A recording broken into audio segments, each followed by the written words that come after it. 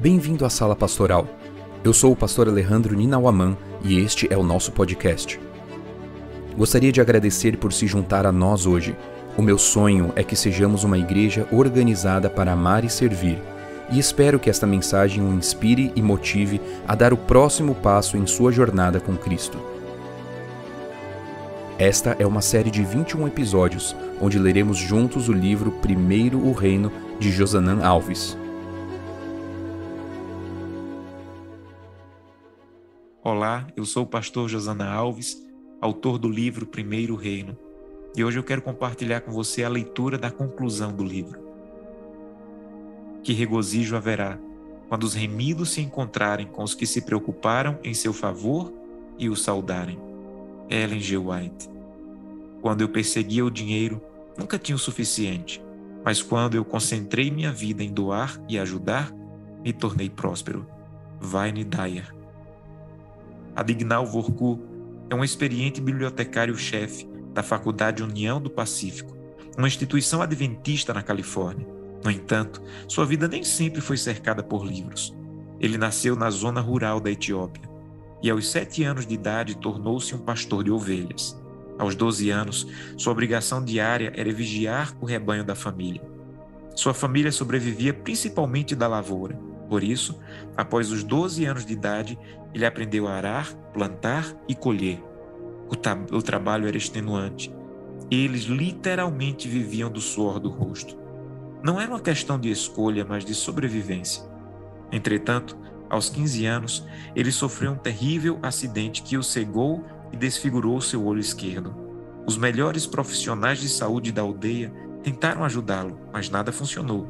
Assim, a família decidiu enviá-lo para um hospital moderno. Ele caminhou por 2 dias até o hospital mais próximo, construído no meio do nada e que pertencia aos adventistas do 7º dia. Quando ele chegou ao hospital, percebeu que ao lado havia uma igreja e uma escola adventista. Enquanto estava sendo tratado, observava atentamente os alunos da escola. Prestava atenção ao que faziam e como se comportavam. Logo percebeu que eles tinham algo muito especial que ele não tinha e sentiu o quanto necessitava de educação. O desejo de frequentar a escola se tornou incontrolável. Vorku decidiu encontrar um meio de concretizá-lo. Havia, porém, 2 grandes problemas. Ele não tinha o consentimento dos pais nem dinheiro. No interior da Etiópia, os pais exercem poder e influência sobre os filhos na escolha da profissão, do cônjuge, da religião, etc. Mesmo com temor de ir contra o desejo dos pais, ele não deixava de pensar sequer um minuto sobre a possibilidade de frequentar aquela escola. No hospital, ele aprendeu a orar e durante todo o dia ele repetia a seguinte oração: Querido Deus, por favor, me ajude. O Senhor ouviu aquela simples oração e a respondeu miraculosamente. Ele conseguiu o consentimento dos pais em uma bolsa de estudos aos 15 anos. No meio do ano, ele ingressou na 1ª série. Ele estava tão agradecido e feliz que até hoje considera aquela data como o dia de seu 2º nascimento. Anos depois, ele se uniu à Igreja Adventista e passou por seu 3º nascimento, o batismo. Aos 22 anos, ele concluiu a 8ª série e foi o primeiro em sua classe. Nada mal para um jovem agricultor. Naquele mesmo ano, conheceu na sede da missão o Dr. Harvey Heidegger e sua esposa Elizabeth, uma maravilhosa família de missionários americanos do sul da Califórnia que lhe receberam em seu lar como um de seus filhos. Essa família de missionários deixou o conforto e as conveniências do sul da Califórnia e viajou para aquela distante missão, no noroeste da Etiópia. Eles financiaram os estudos de Vorku e de seus irmãos até a faculdade. Após o ensino médio, ele foi matriculado na Faculdade Avondale, na Austrália, onde se formou aos 30 anos. Seguiu então para a Universidade de Andrews, nos Estados Unidos, para cursar um mestrado.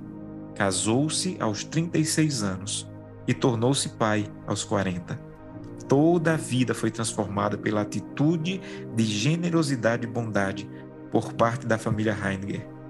Eles não imaginavam o quanto a ajuda oferecida teria impacto sobre toda uma geração e sua posteridade.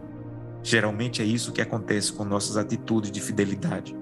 Elas se tornam uma corrente de resultados positivos que desconhecemos onde vão parar. O mesmo é verdade em relação à oferta da viúva.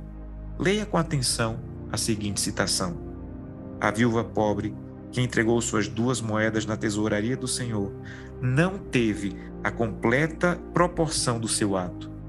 Seu exemplo de sacrifício pessoal exerceu e exerce influência sobre milhares de corações em todas as terras e em todas as eras.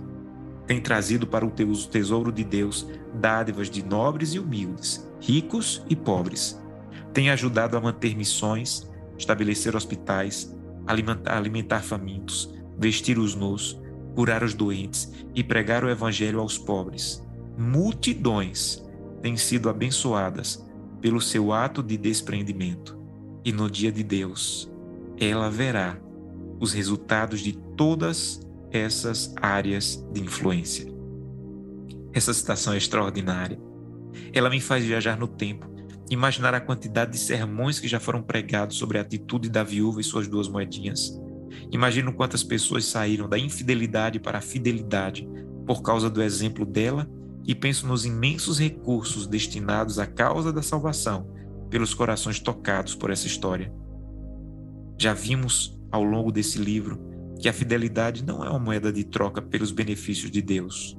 No entanto, a Bíblia nos garante que a fidelidade traz recompensas práticas nesta terra e recompensas infinitas na eternidade. Um dia, veremos os resultados da fidelidade e seremos eternamente gratos pela ação do Espírito Santo em nossa vida, ao nos livrar do egoísmo e nos tornar generosos e fiéis. A recompensa nesta vida não é primariamente financeira, como ensina a teologia da prosperidade. Ellen White afirma: a prosperidade espiritual está intimamente ligada à generosidade cristã. A fidelidade proporciona a transformação do caráter e renúncia das paixões do pecado. Essa é a mais grandiosa prosperidade que devemos desejar. Os seguintes versos falam sobre outras recompensas disponíveis já nessa vida. Uns dão com generosidade e têm cada vez mais, outros retêm mais do que é justo e acabam na pobreza. A pessoa generosa prosperará, e quem dá de beber terá a sua sede saciada. Provérbios 11, 24 e 25. Sabendo que cada um, se fizer alguma coisa boa, receberá isso outra vez do Senhor, seja servo, seja livre. Efésios 6, verso 8. E, quando não conseguimos ver o futuro ou o fruto da nossa fidelidade nesta terra, temos na história da viúva o vislumbre do que receberemos na vida futura. A vida dela pode não ter sido uma série de vitórias segundo o padrão humano, mas no céu veremos que as doações pela causa da salvação, através da influência dela, não deixam dúvidas sobre o sucesso, a vitória e o propósito de vida que ela tinha. Falando sobre a recompensa que a fidelidade trará na eternidade, Ellen White comenta: os remidos irão encontrar e reconhecer aqueles cuja atenção encaminharam ao excelso Salvador. Que alegres conversas terão com essas pessoas. Eu era pecador, sem Deus e sem esperança no mundo, e você se aproximou de mim e atraiu minha atenção para o precioso Salvador como minha única esperança. E eu criei nele, arrependi-me de meus pecados e foi-me permitido assentar com seus santos nos lugares celestiais em Cristo Jesus. Outros dirão: eu era pagão em terras pagãs. Você deixou o seu lar confortável e veio me ajudar a encontrar Jesus e a crer nele como o único Deus verdadeiro. Destruí meus ídolos e adorei a Deus, e agora o vejo face a face. Estou salvo, eternamente salvo, para ver perpetuamente aquele a quem amo. Imagine esse momento. Imagine os encontros que teremos no céu.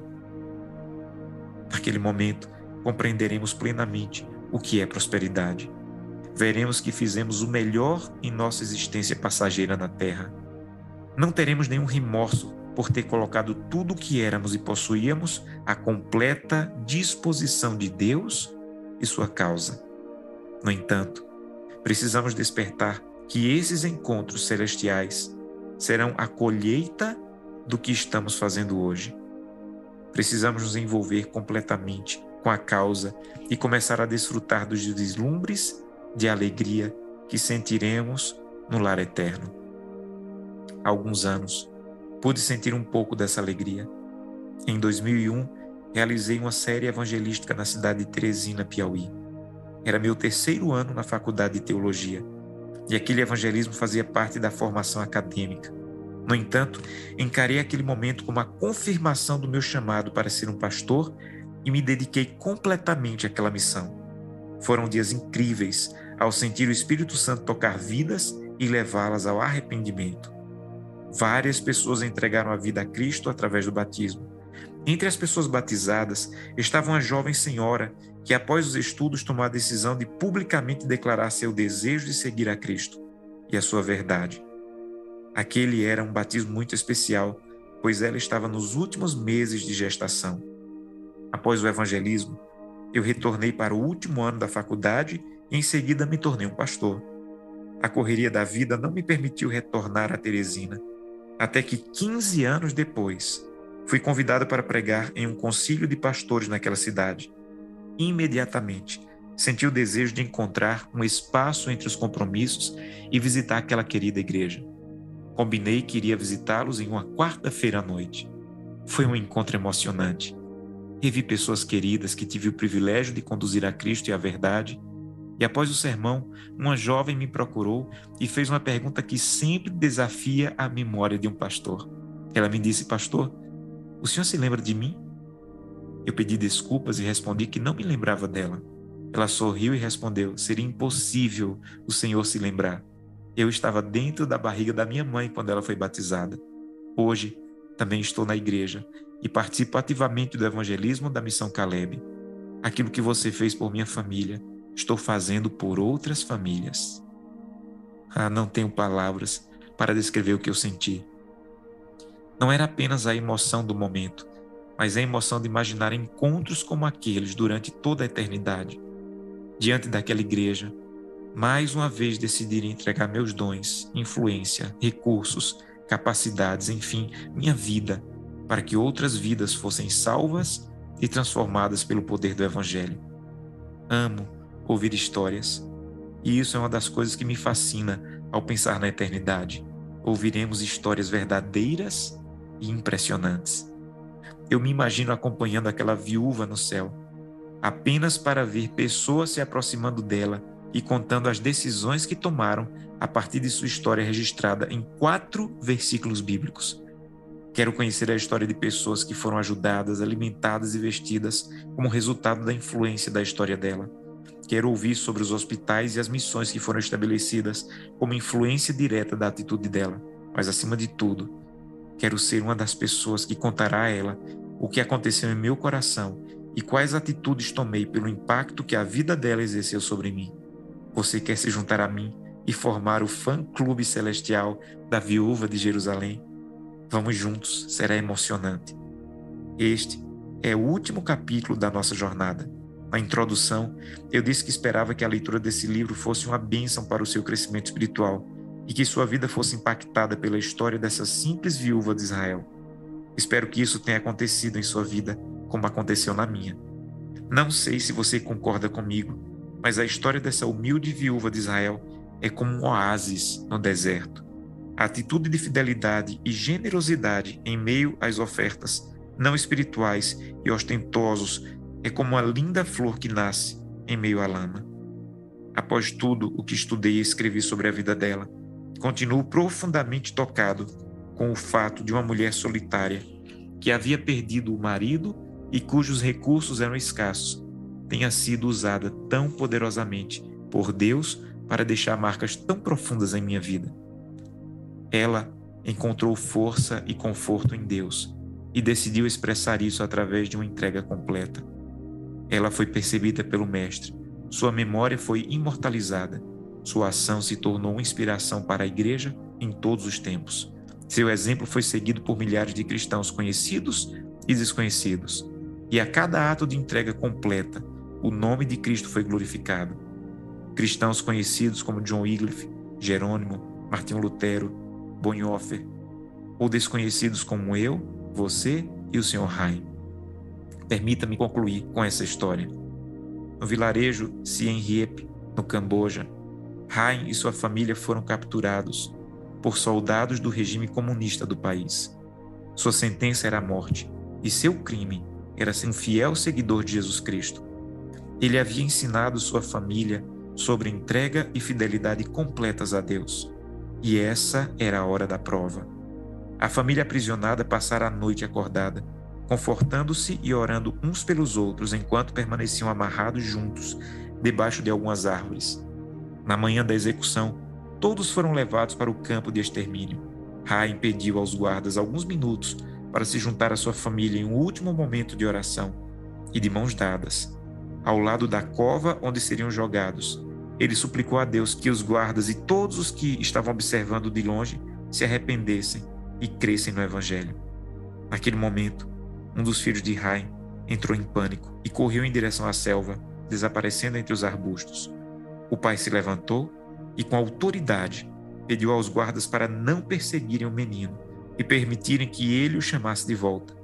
Os espectadores estavam atônitos e a família permanecia de joelhos ao lado da cova. Haim então se aproximou das árvores e começou a rogar que seu filho retornasse. Ele bradou: de que adianta ganhar apenas mais alguns dias de vida na selva como fugitivo e viver de maneira miserável e solitária, em vez de se unir à sua família momentaneamente ao redor da sepultura e em breve estar ao redor do trono de Deus no céu. Depois de alguns minutos de tensão, o rapaz saiu dentre os arbustos chorando e caminhou lentamente ao seu lugar, entre os familiares ajoelhados. Agora estamos prontos para ir, disse Haim aos guardas. Deus está nos convidando a fazer uma entrega completa de tudo o que temos e somos, a exemplo da viúva apresentada no Evangelho e do Sr. Haim. Minha oração sincera é que todas as pessoas que entrarem em contato com este livro possam nesse momento dizer: sou completamente teu, Senhor. Tudo que tenho e sou pertence a ti e sempre estará à tua completa disposição. Se em algum momento eu tiver que decidir entre a fidelidade e a minha segurança, por favor, me lembre que não há segurança no caminho da infidelidade.